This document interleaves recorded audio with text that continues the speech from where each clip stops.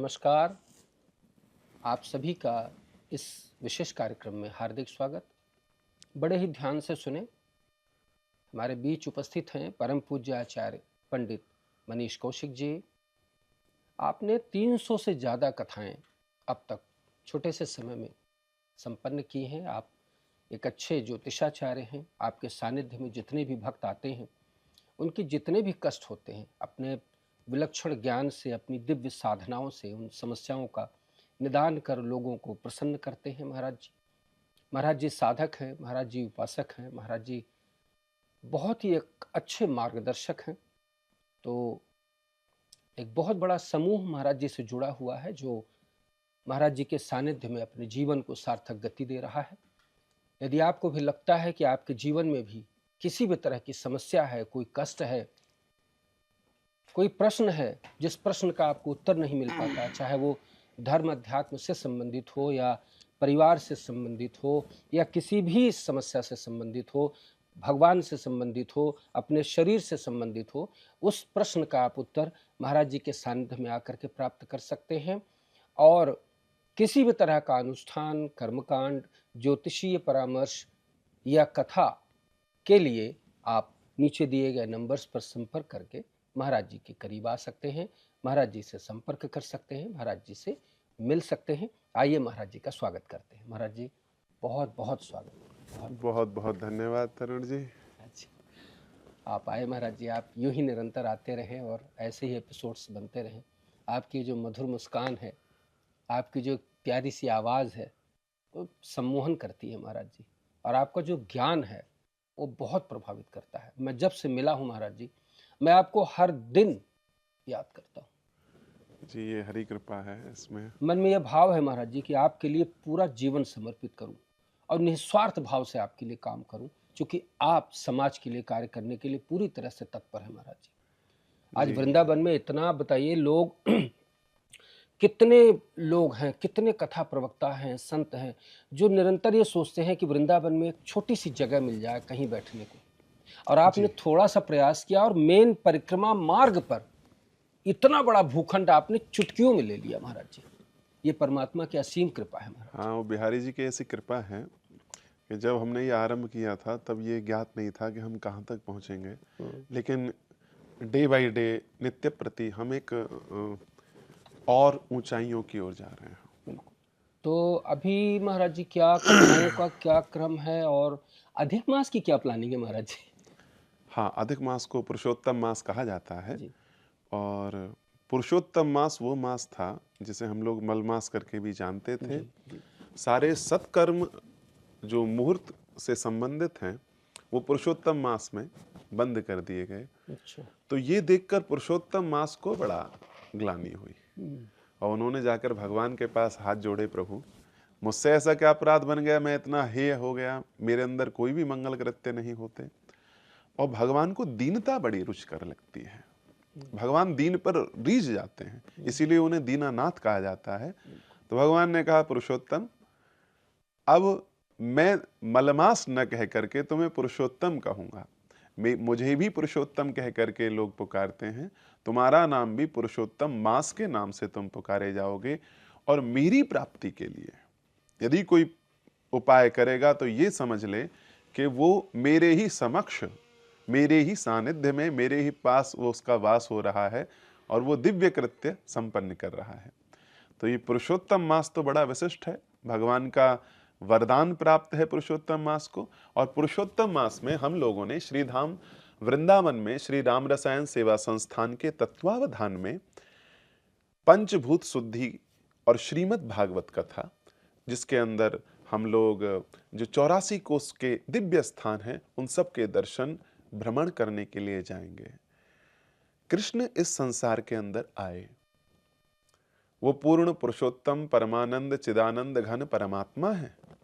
यूं तो अनेक अवतार भगवान के हुए, लेकिन यह अवतार इसलिए विशिष्ट था कि भगवान ने रसपूर्ण होकर के जो आनंद इस संसार में जीव लेना चाहता है वो परमात्मा ने खूब उस जीव पर लुटाया। और उस भगवान श्री कृष्ण के केंद्र में ये 84 कोष रहे। भगवान श्री कृष्ण के केंद्र में, उनकी जीवन लीला में, भक्तिमयी लीला में, प्रेममयी लीला में श्रीधाम वृंदावन रहा।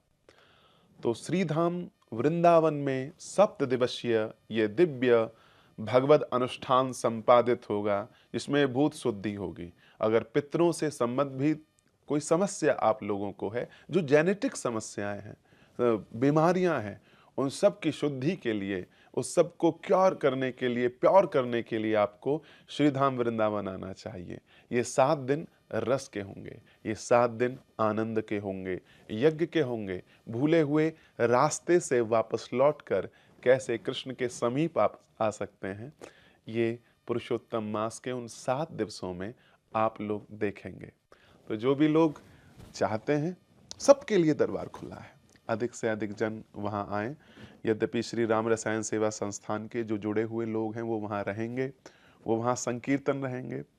और एक उर्मिला माता जी हैं, उन्होंने ये हमें कहा कि महाराज जी, कथाएं तो आपकी हमने बहुत स्थानों पर सुनी हैं, पर हमने सुना है कि कथा में 2 चीज प्रभावी होती हैं। कथा एक बीज की तरह है और उसका अंकुरण श्रीधाम वृंदावन जैसे स्थान पर यदि वो कही जाए तो अनंत गुना हो सकता है। तो हमें वो बिल्कुल वो बात रुचकर लग गई। तो सेक्टर 56 से हैं माता जी, तो वो सब लोग उसमें एकत्रित होकर एक दिव्य अनुष्ठान पूरा राम रसायन सेवा संस्थान से बनाएगा। परिक्रमा होगी, दर्शन होगा और दिव्य संत उसमें पधार रहे हैं। वाह। श्री मलूक पीठ वाले स्वामी राजन दास जी महाराज, श्री अनिरुद्धाचार्य जी महाराज, श्री अन्य बहुत से ऐसे संत हैं, इनका नाम हम लोगों ने जहाँ से हम लोगों ने आग्रह उनसे किया है। तो अनेक संतों का दर्शन इस पुरुषोत्तम मास में श्रीधाम वृंदावन के इस रसोत्सव में आप सब लोग को होगा। तो बहुत अच्छा आनंद उत्सव है। आप सबसे प्रार्थना है, अगर अधिक मास को आप सार्थक करके अपने जीवन को धन्य बनाना चाहते हैं तो ये आप सबके लिए सुअवसर है। श्रीधाम वृंदावन में अधिक मास के अवसर पर संत दर्शन, गाय दर्शन, बढ़िया भोजन, अच्छी रहने की व्यवस्था के साथ कथा श्रवण और 84 कोस की परिक्रमा का महापुण्य यदि आप प्राप्त करना चाहते हैं और अपने जीवन को सुधारना चाहते हैं, अपनों को पुण्यदायी बनाना चाहते हैं, तो ये सुअवसर है। आप जो नंबर्स इस समय टीवी स्क्रीन पर आपको दिख रहे हैं, उन नंबर्स पर आप संपर्क करें और महाराज जी के श्रीमुख से कथा श्रवण कर अपने जीवन को कृतार्थ करें। महाराज जी, जो लोग आएंगे उनके लिए क्या नियम है और क्या कुछ एक जो चार्जेस वगैरह हैं वो क्या कुछ हो सकते हैं? नियम हम लोगों ने ये रखा है कि जब आप वहाँ पे आएँ तो ये आप पर निर्भर करता है। जिन ढूंढा तिन पाइयाँ गहरे पानी पैठ, तो आप कितना गहरा जाना चाहते हैं ये आपके समर्पण पर निर्भर है। आप समर्पित होकर के आइए, एक योगी की तरह आइए। प्रातःकाल श्रीधाम वृंदावन में आपके दिन का आरंभ योग के साथ होना चाहिए, परिक्रमा के साथ होना चाहिए। रहने के लिए विशुद्ध सात्विक भोजन की व्यवस्था वहाँ पर की गई है। अलग अलग लोग हैं, जो लोग 2 लोग हैं, युगल हैं, एक परिवार से हैं, 2 लोग एक कक्ष में रहने में अच्छा अनुभव करते हैं। सब कक्ष जो हैं वो एसी रूम रहेंगे क्योंकि उस समय गर्मी भी रहेगी। तो उन लोगों के लिए, एक युगल के लिए हम लोगों ने 22,000 रुपये का रखा है टोटल। ठीक है महाराज जी, बहुत कम है। हाँ, उसमें कक्ष का भी है क्योंकि पुरुषोत्तम मास है, कक्ष काफ़ी महंगे हैं। महंगे हैं महाराज जी, उस समय सारी व्यवस्थाएं महंगी हैं क्योंकि पूरा विश्व के जो लोग हैं, संत लोग हैं, वो भी वहाँ पधार रहे हैं। सब पूरा वृंदावन पैक होगा महाराज जी। हाँ, तो ये उनके लिए व्यवस्था है। और जो लोग सत्संग भवन एक हम लोगों का रहेगा, वहाँ भी अच्छी व्यवस्थाएं रहेंगी, वहाँ रह सकते हैं। तो वहाँ भोजन पानी सभी सहित केवल 7,000 रुपये के लिए खर्चा है।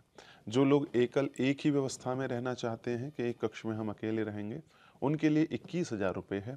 जो लोग पोथी पाठ कराना चाहते हैं और रह करके पोथी पाठ कराना चाहते हैं तो 21,000 रुपये में श्रीधाम वृंदावन में आप भागवत का मूल पाठ करा सकते हैं, अपने पितरों को उसे समर्पित कर सकते हैं, उनके उद्धार के लिए कर सकते हैं, जीवन में भी। क्योंकि भृगु जी महाराज ने कहा है कि भागवत जो है वो कल्पतरु है।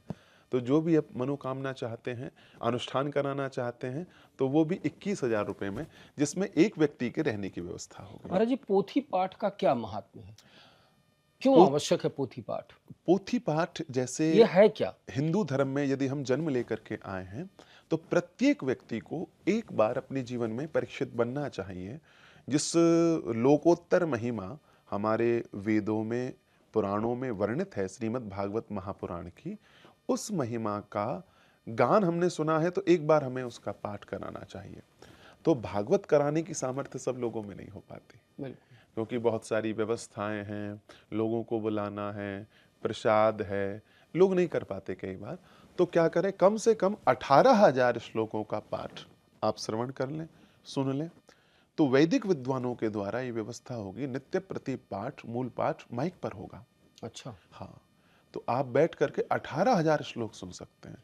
यानी एक यजमान के लिए एक पंडित जी नियुक्त किए जाएंगे जो श्रीधाम वृंदावन में निवास करके वहीं पर जी जी उन यजमान के निमित्त, उनके पूर्वजों के, उनके अपनों के निमित्त वो श्रीमद् भागवत महापुराण का पूरा पाठ, पूरा पाठ, संपूर्ण सस्वर पाठ सस्वर आप 7 श्रवण कर दिनों तक सकते निरंतर करेंगे जी और जी उसका जी पूरा पुण्य, मतलब ये अनुष्ठानात्मक होगा ये कार्यक्रम। जी बाकायदा संकल्प के साथ ये सारी उस तरह की व्यवस्था होगी व्यवस्थाएं और संपन्न उसका होंगी, पूरा पुण्य आपको यजमान को, मिलेगा। भक्त को प्राप्त होगा। जी, और आपके एक व्यक्ति के रहने की व्यवस्था भी इसी 21,000 रुपये में है, ब्राह्मण की दक्षिणा भी इसी में है, ब्राह्मण का भोजन आदि सब इसी 21,000 रुपये में है। तो जो लोग पोथी वहाँ रखवाना चाहते हैं, ये उनके लिए व्यवस्था है। महाराज जी, एक प्रश्न है। जी इतने बड़े आयोजन को निश्चित रूप से आपकी एक टीम ऑर्गेनाइज कर रही होगी। मैं आपके उन प्रिय व्यक्तियों के बारे में जानना चाहता हूँ जो आपसे बिल्कुल निकटस्थ हैं, जो आपके इशारे समझते हैं और पूरी तरह से समर्पित हैं, और वो इस अधिक मास के कार्यक्रम को एक ऊंचाई देंगे। इस अधिक मास के कार्यक्रम में हमारे श्री शशि त्यागी पुनीत त्यागी हैं। अच्छा, सिहानी गांव से आप रहने वाले हैं। त्यागियों का ऐसा विमल यश उस परिवार को प्राप्त है, बाबा परिवार के नाम से जाने जाते हैं, बड़ा सम्मान है। और इतने उदार चरित्र वाले, इतने सरल चरित्र वाले लोग बड़ी मुश्किल से मिलते हैं। एक रास्ते के चले हुए लोग हैं, तो वो इसके मुख्य उसमें रहेंगे। हमारे प्रोफेसर अरुण प्रकाश गुप्ता जी, उनकी श्रीमती किरण गुप्ता जी, वो इसके व्यवस्थाओं में रहेंगे। उन्हीं के भाई हैं श्री पिंकी गुप्ता जी, उनकी श्रीमती जी, वो इनकी व्यवस्थाओं में रहेंगे। श्री विनय जी हैं, कार्तिकी हैं, वो इसकी व्यवस्थाओं में रहेंगे। श्रीमान अमित मेहता जी हैं, जो हमारे संस्थान के सचिव भी हैं। अमित मेहता जी और हमारी माता जी सुमन मेहता जी, वो भी इस अनुष्ठान में रहेंगे। और बहुत से लोग हमारे संस्थान से जुड़े हुए हैं। श्रीमती देहरान जी हैं, उषा देहरान जी, वो हमारी महिलाओं की प्रमुख हैं, वो भी इस व्यवस्थाओं में रहेंगी। उर्मिल गुप्ता जी रहेंगी। हमारे के भारद्वाज जी हैं। हमारे सेक्टर 56 से श्री संजय मावी जी हैं। उन्हीं के साथ साथ हरीश जी हैं, हरीश जुगरान जी। हरीश जुगरान जी के साथ साथ हमारे बड़े ही अच्छे चतुर्वेदी जी हैं, चतुर्वेदी जी रहेंगे। तो मतलब एक बहुत बड़ा परिवार है। कुछ नाम निश्चित ही अभी स्मरण नहीं हो रहे होंगे। उर्मिल गुप्ता जी के बारे में मैंने आपको बताया ही था। तो ये सब परिवार मिलकर के वहाँ दिव्य अनुष्ठान को संपन्न कराएंगे। आप सभी को बहुत बहुत बधाई। और महाराज जी आप पर इतना विश्वास करते हैं तो निश्चित रूप से आप सब बड़े प्यारे होंगे, और ऐसे धार्मिक संस्था से जुड़ करके धार्मिक कार्यों को आप लोग कर रहे हैं, इसके लिए आप लोग बधाई के पात्र हैं। कुछ ऐसा हो कि समूह, अच्छा समूह बने और महाराज जी जैसा चाहते हैं वैसा हो जाए, तो निश्चित रूप से बहुत लोगों का कल्याण होगा। महाराज जी एक बात, मैं थोड़ा सा इससे थोड़ा इतर बात करूं कि महाराज जी, धर्म, अध्यात्म, व्यक्ति का जुड़ना, धर्म को स्वीकारना और उससे लाभान्वित होना और अपने जीवन को सार्थक कर लेना, ये कैसे संभव है महाराज जी? क्या है ये धर्म? धर्म जो है वो हमारे यहाँ दो प्रकार का बताया। पहला तो धर्म ये कि जो हमारा डेली प्रैक्टिस है, जैसे पुत्र के धर्म, पिता के धर्म, क्या माता का धर्म है, क्या एक गृहिणी का धर्म है, एक स्त्री का धर्म क्या है, इन सबका जब हम अनुपालन करते हैं तो धार्यते इति धर्म, जिसको धारण किया जाता है।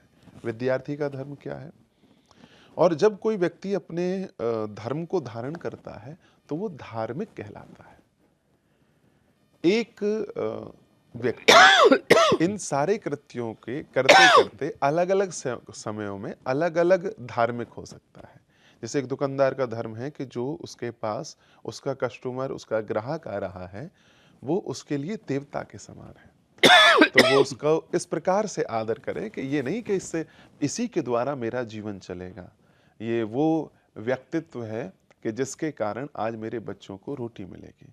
इस पवित्र भावना के साथ हम उसकी कुछ सेवा कर दें, जो उसकी आवश्यकताएं उसकी प्रपूर्ति कर दें, और बदले में वो हमें कुछ जो धन आदि है वो हमें दे, तो ये एक दुकानदार का धर्म हो गया।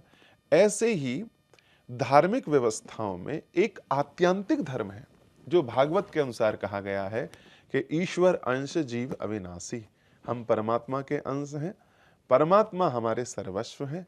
जब इस भाव के साथ कोई जीवन को जीता है तो वो परम धर्म है।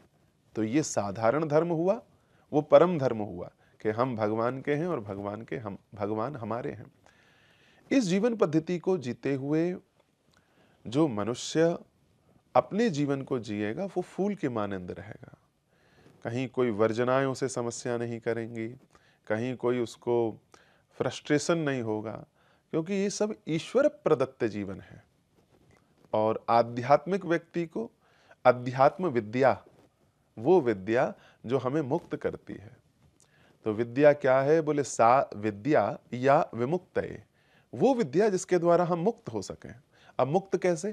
कि तुम्हें जब आप सांसारिक जीवन जी रहे हो, आज दुख का सबसे बड़ा कारण क्या है? दुख का सबसे बड़ा कारण ये है कि हम हमेशा इन साधनों से चाहते हैं कि ये हमें सुख दे दें। साधन इस संसार में कभी भी इतने प्रबल, इतने सामर्थ्यवान नहीं हो सकते कि वो व्यक्ति को कभी सुखी कर दें परमानेंट रूप में। लेकिन हाँ, आपका आर्ट ऑफ लिविंग, जीवन पद्धति जरूर ऐसी हो सकती है कि यदि उसमें धर्म है, यदि उसमें आप नियम मानते हैं, तो आपका जीवन फूल के मानंद हो सकता है। बड़ी सरलता से आप जीवन को परिपूर्ण कर सकते हैं। कोई न किसी को गिराया, न खुद को आगे बढ़ाने की जिद रही, ऐसे जीवन को जिया कि बस फूल की तरह हम बहते चले जा रहे हैं, नदी के मानंद बहते चले जा रहे हैं। तो जीवन में न फ्रस्ट्रेशन होगा, धर्म भी होगा, आनंद भी होगा, सुख भी होगा, सर्वस्व हमें जीवन में प्राप्त होगा। महाराज जी, अगर आज के समय में सरल शब्द में समझे तो एक जो आज इंग्लिश मीडियम के पढ़ने वाले बच्चे हैं, उनको हम धर्म से कैसे जोड़ें, उनको कैसे विश्वास दिलाएं कि धर्म जीवन जीने की क्या शैली भी बन सकती है? क्या धर्म उसके जीवन को पूरी तरह से सार्थक कर सकता है? उस धर्म से उसको क्या लाभ हो सकता है? देखिए, जब हम उन युवान लोगों की बात करते हैं, आज का युवा सबसे अधिक असंतुष्ट प्रतीत होता है। वो क्वेश्चन मार्क अराइज करता है, कभी अपनी पालन पोषण पर, कभी माता पिता पर, कभी स्कूल पर। स्कूलों में राजनीति घुस गई, वहाँ छात्र नेता चुने जाने लगे। वो कैसा व्यवहार करते हैं अपने गुरु के साथ, देखा है? हेय है। तो हमारा भारत का युवा ऐसा कैसे हो गया जो द्रोणाचार्य जी से उनकी अनुपस्थिति में एकलव्य ने शिक्षा ग्रहण की, और वो कितना कृतज्ञ है कि अपने जीवन को समर्पित अपने गुरु को करना चाहता है। यहां अंगूठे वाली बात को हम सार्थक नहीं करेंगे क्योंकि हमने वो देखी नहीं, लेकिन उसके अंदर कृतज्ञता कितनी भरी है। और आज का युवान सबसे पहले धर्म विमुख हो गया, इसी कारण सबसे अधिक समस्याएं हुई। वो ना गुरु का सम्मान करने को तैयार है, ना माता पिता का सम्मान करने को तैयार है। जिस ऑफिस में वो नौकरी करता है, वहां जो उसके ऊपर है, ना वो उनका सम्मान करने को तैयार है। बस वो हर जगह से केंद्र में खुद को रख करके सुख चाहता है। तो वो कैसे सुखी हो सकता है? जहां तक धर्म उसके जीवन में क्या लाभ देगा, धर्म में तो लाभ ही लाभ है। मातृदेवो भव, पितृदेवो भव। भगवान को प्रणाम करते करते माता पिता को प्रणाम कर लेगा। माता पिता को प्रणाम करते करते उसके अंदर थोड़ी सी विनम्रता आ जाएगी, वो अन्य लोगों को प्रणाम करने लगेगा, तो अन्य लोगों के साथ उसके सामंजस्य गहरे होंगे, अच्छा समाज बनेगा। धर्म ही आपको ये बताता है धैर्य रखना है, टूटना नहीं है, बिखरना नहीं है किसी भी परिस्थिति में। बेटा, किसी भी छोटी सी बात पर मुखर नहीं होना, ये लाभ कौन कराएगा? धर्म कराएगा।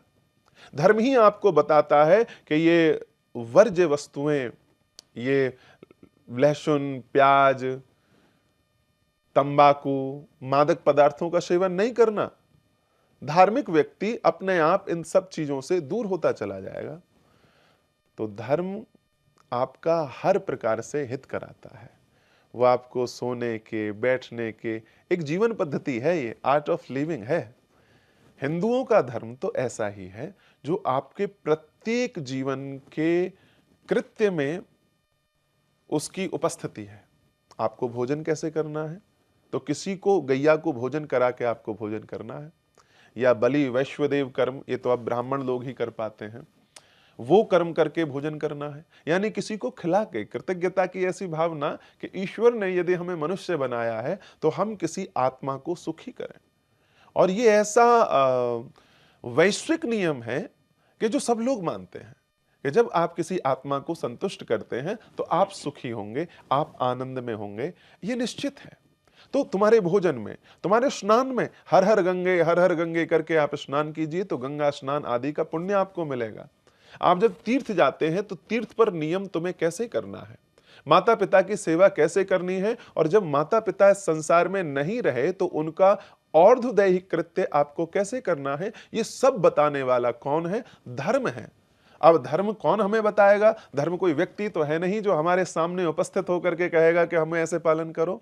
तो भगवान श्री कृष्ण गीता में कहते हैं, तस्मात् शास्त्रम प्रमाणन्ते कार्या कार्य व्यवस्थितौ। इस सारी कार्य व्यवस्था को संचालित करने के लिए ये शास्त्र हमें दिए गए हैं। इसलिए शास्त्रों को पढ़ो, कल्याण के द्वारा, कल्याण जैसे ग्रंथों के द्वारा और भी महापुरुषों के द्वारा सेवन कीजिए। वो जो शास्त्र निष्ठा, मैं 3 ऐसे आचार्यों के नाम आपको बताना चाहूंगा। वर्तमान में हमारे सदगुरुदेव परम पूज्य स्वामी श्री ब्रह्मानंद सरस्वती जी महाराज, वो ऐसे अद्भुत संत हैं कि उनकी वाणी से शास्त्र निश्रित होता है, शास्त्र को जीते हैं, शास्त्र को देखते हैं, शास्त्र का उल्लेख करते हैं, उनकी कथनी में, करनी में कोई भिन्नता नहीं है। तो ऐसे हमारे सदगुरुदेव। दूसरा नाम पूज्यपाद श्री राजेंद्र दास जी महाराज, वो भी एक ऐसे संत हैं जिनकी शास्त्र में अनंत निष्ठा है, अनंत निष्ठा है। और जैसे माला में मोती पिरोते हैं, ऐसे ही एक माला में धर्म, भक्ति, ज्ञान, वो सब महाराज जी ने बड़ी सरलता से पिरोते हैं। 2 नाम ये हो गए। तीसरा नाम हम कहना चाहेंगे कि इस समय अयोध्या के बड़े संत हैं राघवाचार्य जी। राघवाचार्य जी भी ऐसे संत हैं कि उनके मुख से धर्म निश्रित होता है, धर्मज्ञ महात्मा है। तो ये नाम ऐसे हैं जो आपकी शास्त्र निष्ठा को गहरा करेंगे, क्या करना है क्या नहीं करना, ये इनके द्वारा आप जानिए, बड़ा अच्छा लगेगा। महाराज जी, क्या धर्म का पालन करने वाले व्यक्तियों की क्या भाग्य भी बदल जाता है? क्या प्रारब्ध भी बदलता है? उसकी किस्मत चमकती है? और यदि कोई समस्या है तो क्या उसका निराकरण आपके द्वारा कर्मकांड विधि से भी होता है? एक बात, धर्म निश्चित ही आपके ग्रहों को ठीक करता है।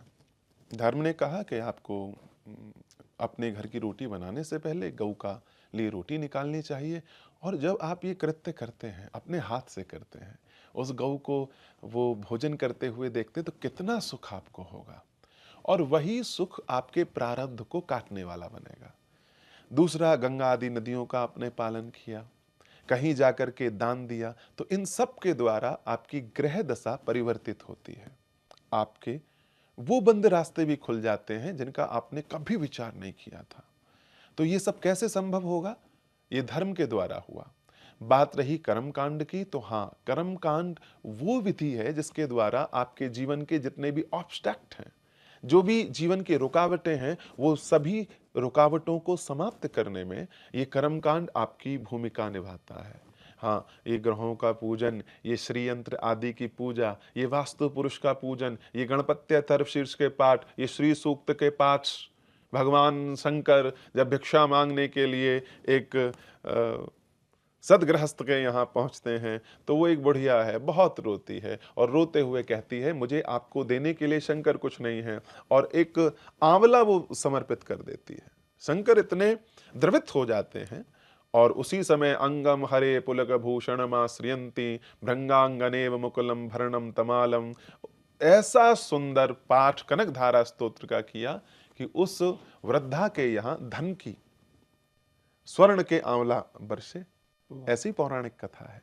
तो कर्मकांड आपके हर समस्या का विधान है। उसमें दो मार्ग हैं, एक वो जब आप परिश्रम करते हैं, मेहनत करते हैं, लेकिन कभी कभी परिश्रम करने के बाद भी आपकी विद्या में रिजल्ट अच्छे नहीं निकल के आते, व्यापार में अच्छे रिजल्ट निकल के नहीं आते, अच्छे रिजल्ट आपको राजनीति में प्राप्त नहीं होते, तब हम एक अलौकिक मार्ग जो हमारे शास्त्रों में बताया गया है उसे हम कर्मकांड कहते हैं।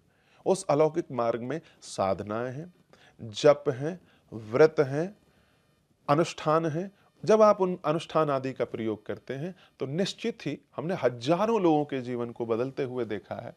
मैं 10 वर्ष से का था, 2 वर्ष की विद्या ग्रहण करने के बाद अपने पूज्य गुरुदेव ब्रह्मलीन स्वामी श्री पूर्णानंद जी महाराज के साथ में पहले मैंने समाज में जाना आरंभ किया। तब से अब तक अनेक लोगों का कर्मकांड के द्वारा कल्याण हुआ है। ये आपको अंदर से आपके डीएनए में चेंज कर देता है। ये कैसे आपको अंदर से चेंज करता है? ये विधि कर्मकांड की विधि है। डॉक्टर कह देंगे कि आपके रसौली है, आपके बच्चेदानी में कोई समस्या है, हो सकती है, लेकिन आपको जो विचार, जो मंत्रों की ध्वनि श्रवण करके आप बदलते हैं, वो अलौकिक बदल सकते हैं।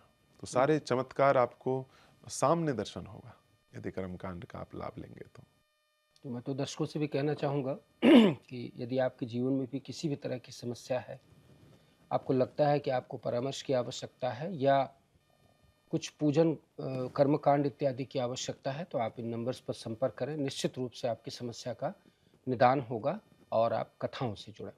महाराज जी, एक तो है धर्म और एक शब्द है महाराज जी धर्मांधता। इन दोनों में क्या अंतर है महाराज जी, कम शब्दों में? धर्म आप श्रद्धा सहित बुद्धि के साथ कहते हैं, लेकिन जब आप अपनी बुद्धि को एक ओर रख देते हैं और धर्म के नाम पर कुछ भी करते हैं, आज हम किसी महात्मा को देखते हैं वो शिवलिंग से चिपटा रहे हैं, एक महात्मा को देखते हैं तो वो हजारों मतलब कुंटलों दूध गंगा या नर्मदा जी में बहा रहे हैं, एक महात्मा को देखते हैं वो मनमाना आचरण करके कर रहे हैं, जैसा मर्जी यज्ञ कर दिया, दोनों हाथों से आहुतियां दे रहे हैं। ये धर्मांधता है, इन लोगों को फॉलो करना धर्मांधता है। हमारे यहाँ कोई धर्म मनमानी बात नहीं है। आप जो भी कृत्य करेंगे उसके लिए शास्त्र प्रमाण है, कितनी उंगल की, कितनी अंगुल की आपकी परिधि होनी चाहिए, कितनी सामग्री आप उसमें भेंट कर सकते हैं, कौन सी मुद्रा आपकी होनी चाहिए, कौन सा आसन आपका होना चाहिए, किसको छूना चाहिए, किसको नहीं छूना चाहिए शिवलिंग को, वो सबके प्रमाण हैं। तो उन प्रमाणों से परे जाकर के जो भी काम कर रहे हैं वो सब धर्मांधता है। इसीलिए महाराज जी लोगों को इतना कुछ करते हैं लोग, लेकिन उसका फल नहीं मिल पाता है। इसके पीछे क्या कारण है महाराज जी? सबसे बड़ा कारण तो यह है कि लोगों में धर्म जैसा दिखने वाला कृत्य तो बढ़ा है, वो चाहे तीर्थ यात्राओं के नाम पे हो, चाहे यज्ञों के नाम पे हो, लेकिन विधि का उन्होंने ह्रास कर दिया है। बिना मेथड को जाने कोई भी आप वैज्ञानिक कृत्य को कर लीजिए, और ये जो जिसकी हम बात कर रहे हैं ये भी एक विज्ञान है, इसकी भी एक टेक्नोलॉजी है, इसकी भी अपनी व्यवस्थाएं हैं। उन्हीं व्यवस्थाओं के अंतर्गत यदि आप काम करेंगे, कार्य करेंगे तो आपको लाभ होगा। बाकी तो आप जैसे कहते हैं भैंस के सामने बीन बजा रहे हैं, अगर मनमाना आचरण कर रहे हैं उससे लाभ कुछ नहीं होना, कुछ आना जाना उससे नहीं है। तो सबसे बड़ा लाभ न मिलने का कारण यही है किसी की भी बात मान लेना। जिन आचार्यों ने गुरुकुल में विद्या ग्रहण की है, बचपन से जाना है। आप देखिए, हम हर कार्य के लिए चाहते हैं डॉक्टर हो तो बढ़िया हो। कौन है जरा देख लेना भाई, एमडी, अब एमबीबीएस भी सफिशिएंट नहीं है, एमडी डॉक्टर होना चाहिए। लेकिन उसके ठीक विपरीत कर्मकांड कराने वाले ब्राह्मण, ज्योतिष के नाम पर जो अपनी दुकान खोल के बैठे हुए हैं, वो हम जानते ही नहीं है वो कौन है। एक एक कृत्य को जानने के लिए 12-14 वर्ष गुरुकुल में तपस्या करनी पड़ती है, और हम लोग आज तक कर रहे हैं। हमारी छोड़िए, हमारे जो गुरुदेव आदि हैं वो पिछले 35 वर्षों से, जब 25 वर्ष के थे तब से उन्होंने गुरुकुल छोड़ा, लेकिन एक बात को याद रखा कि कभी भी अपने अनभ्यास नहीं करना। जो तुमने पढ़ा है डेली उसको प्रैक्टिस करना है। वो पढ़ते, निरंतर पढ़ते चले जा रहे हैं। आज वो वैदिक वांग्मय का स्वरूप बन चुके हैं।